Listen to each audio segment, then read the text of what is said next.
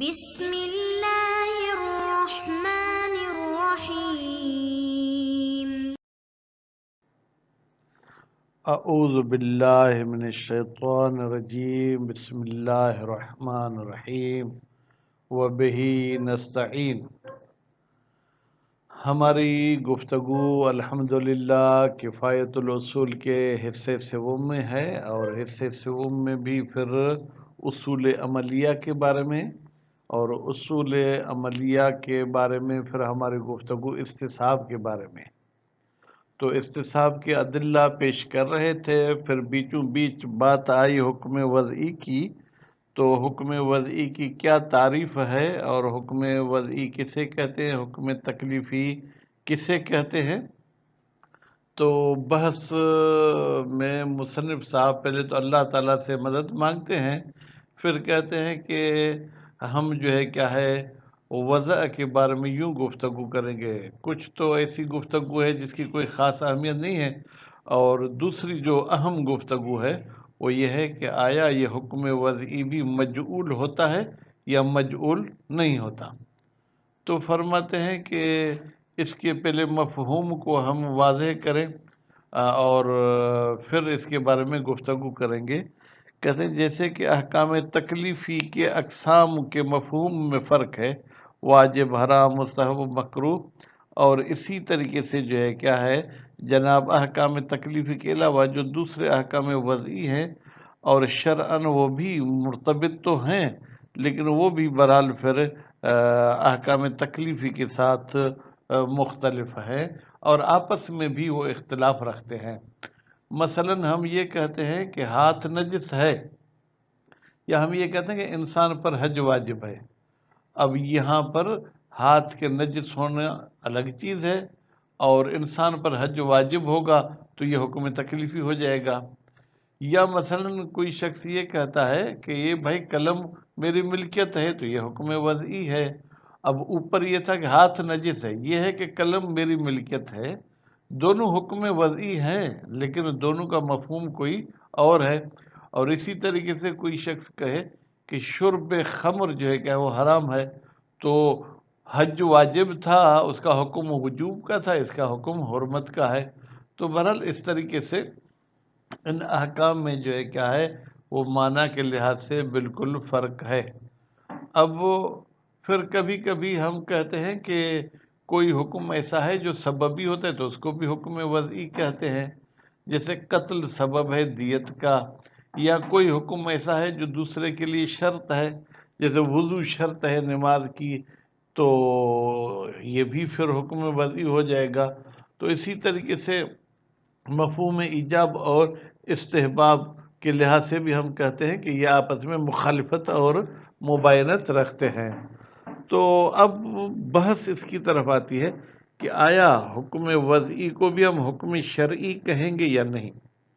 فرماتے ہیں کہ جب حکم شرعی کی تقسیم کرتے ہیں، جب ہم اس کو مقسم بناتے ہیں تو کہتے ہیں اس مقسم کے دو قسمیں، تکلیفی اور وضعی۔ مقسم ہمیشہ اپنے قسم پر صدق کرتا ہے، جیسے کلمے کی تین قسمیں ہیں، اسم ہے،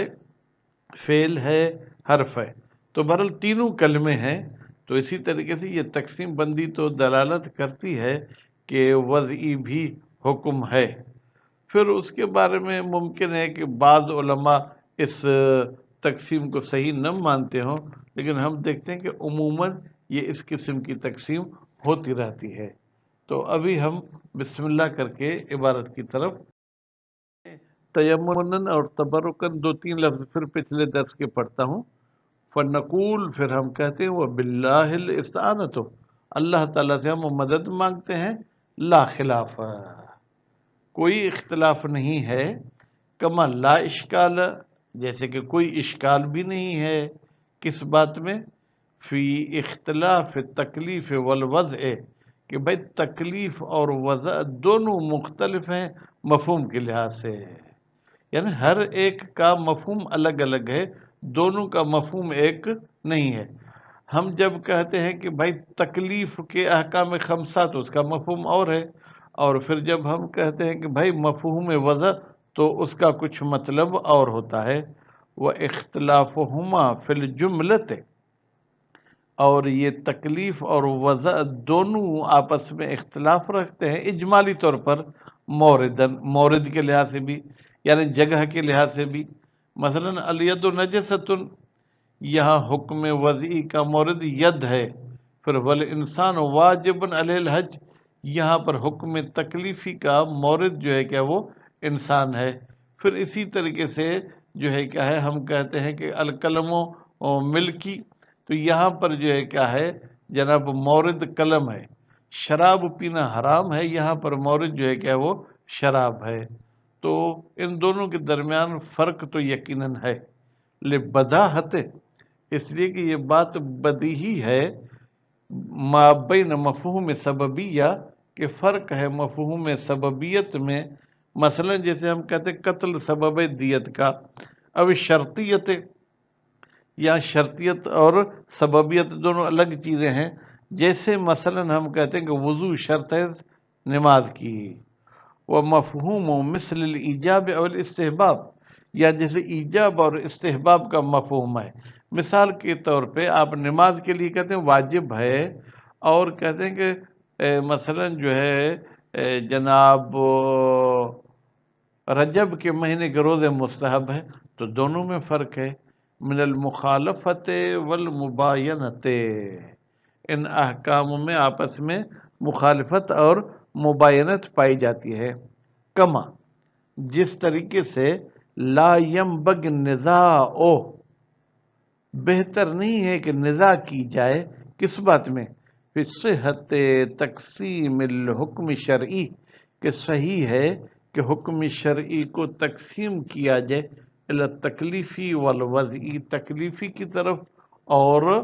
وضعی کی طرف، یعنی ہم کہہ سکتے ہیں کہ اس کی یہ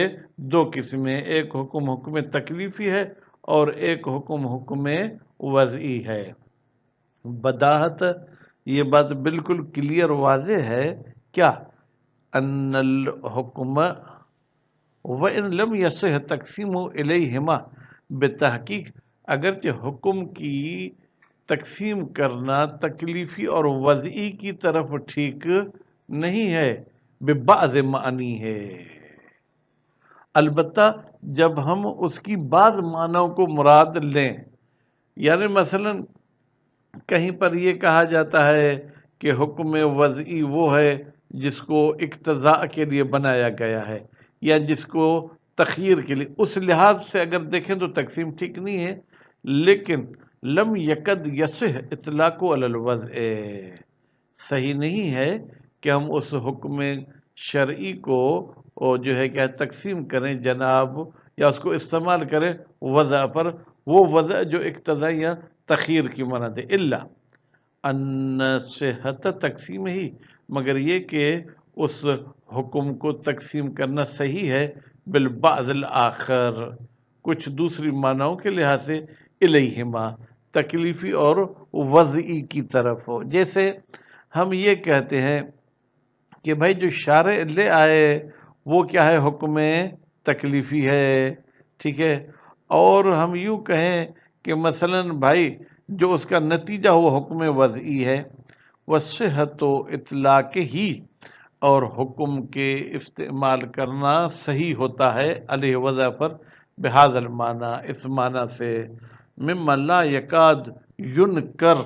یہ ان چیزوں میں سے کہ جس کا انکار نہیں کیا جا سکتا،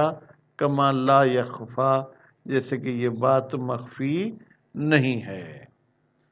وَيَشْهَدُ بِهِ،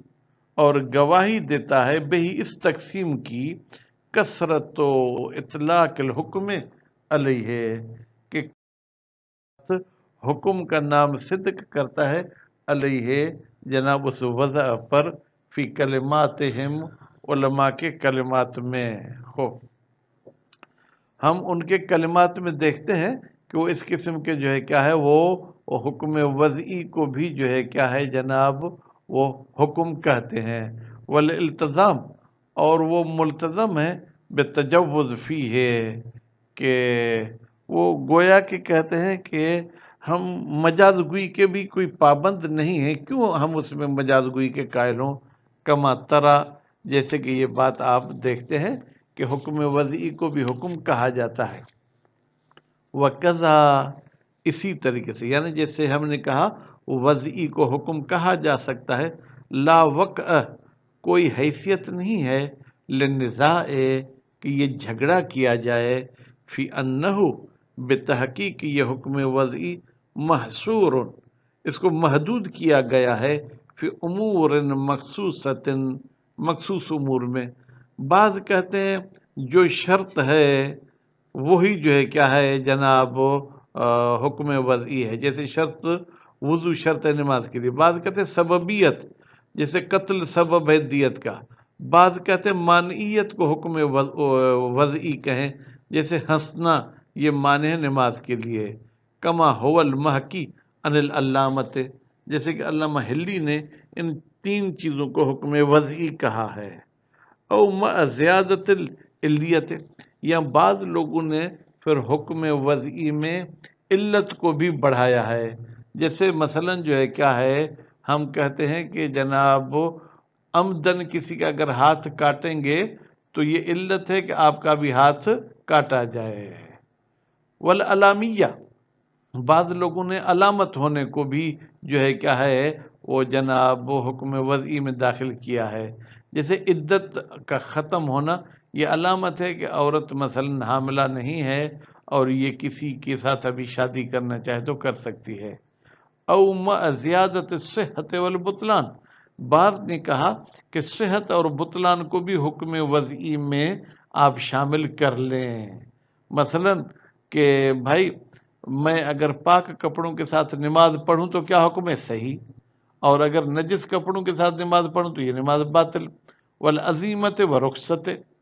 بعض نے کہا کہ عزیمت کو اور رخصت کو بھی حکم وضعی میں بڑھا دیں۔ عزیمت کا مطلب یہ ہے کہ فرض کریں، مثال تو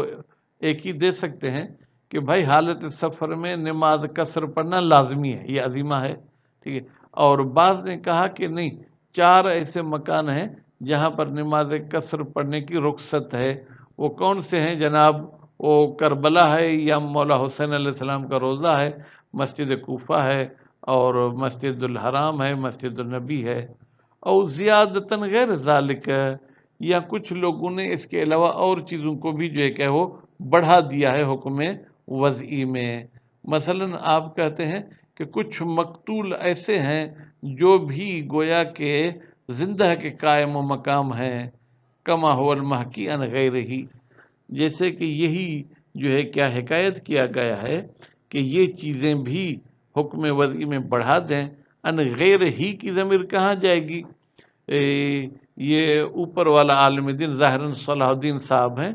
جنہوں نے رخصت اور عزیمہ کو بڑھایا تھا۔ یا ہم یوں کہیں او لیس بمحصورن بھائی حکم وضعی محصور نہیں ہے، بل کل ما بلکہ ہر وہ حکم لیس بتکلیف جو احکام تکلیفی نہیں، یعنی احکام خمسہ میں سے نہیں ہے، مما لہو دخل فیہ جبکہ اس کا دخل بھی ہے فیہ اس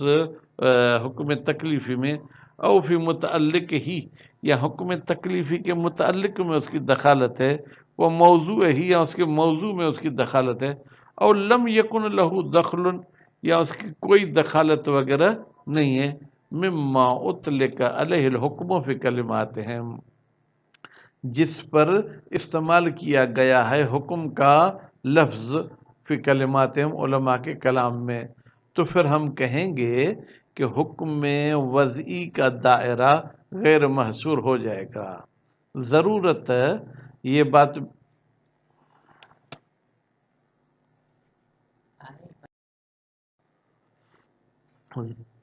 ضرورت ہے یہ بات بدی ہے، انہو لا وجہ بتحقیق کوئی گنجائش نہیں لتخصیص سے بہا کہ ہم حکم وضعی کو مخصوص کر دیں بہا صرف ان مذکور اشیاء کے ساتھ، بعد کثرت اطلاق الحکم جبکہ ہم دیکھتے ہیں کہ لفظ حکم کا استعمال کرنا کثرت کے ساتھ فی الکلمات علماء کے کلمات میں پایا جاتا ہے، علی غیرہا ان ذکر شدہ چیزوں کے علاوہ بھی، ما انہو جبکہ شان یہ ہے لا تکادو تظہر، بھائی کوئی خاص فائدہ تو ظاہر نہیں ہوتا ہے، علمیہ او عملیہ، جو علمی فائدہ ہو یا عملی فائدہ ہو، للنزاع فی ذالک، کہ ہم جھگڑا کریں اس بات میں کہ جناب یہ جو ہے کیا محصورہ ہے یا غیر محصورہ ہے، اس میں کوئی بھی فائدہ نہیں ہے، تو پھر ہم کیوں اس بحث میں پڑھیں۔ وَإِنَّمَا الْمُهِمُّ، بتحقیق وہ چیز جو مہم ہے کہ ہم اس میں فی النزاع جھگڑا کر ہوا، ان الوضع کا تکلیف، آیا حکم وضعی بھی حکم تکلیفی کی طرح، فی انہ مجعول تشریعا، اس کو شریعت میں قرار دیا گیا ہے، بحیث اس طریقے سے کہ یصح انتزاعہ، صحیح ہے کہ ہم اس حکم وضعی کی انتزاع کریں، بمجرد انشاء ہی، جیسے ہی اس کو جو ہے کیا ایجاد کیا گیا تھا۔ مثلا کوئی شخص کہتا ہے کہ یہ میری ملک ہے، کوئی شخص کہتا ہے کہ یہ میری بیوی ہے، تو ہم کہیں گے اس ملکیت اور زوجیت کو آپ اس جملے سے انتزاع کر سکتے ہیں۔ او غیر مجعول کذالک، یا تشریعاً ایسا کوئی حکم وضعی کو جعل نہیں کیا گیا ہے، بل انما ہوا منتزع من التکلیف، بلکہ حکم وضعی کو انتزاع کیا جاتا ہے کس سے؟ تکلیف سے۔ وہ مجعول، اور حکم وضعی کو بنایا گیا ہے بطبعہ، اس حکم تکلیفی کے پیچھے پیچھے، وہ بجعلہ، یعنی گویا کہ یوں کہیں کہ یہ حکم تکلیفی کا نتیجہ ہوتا ہے، اس کو کوئی جعل نہیں کیا گیا، اس کو بنایا نہیں گیا ہے۔ وصلی اللہ علی محمد و آل محمد۔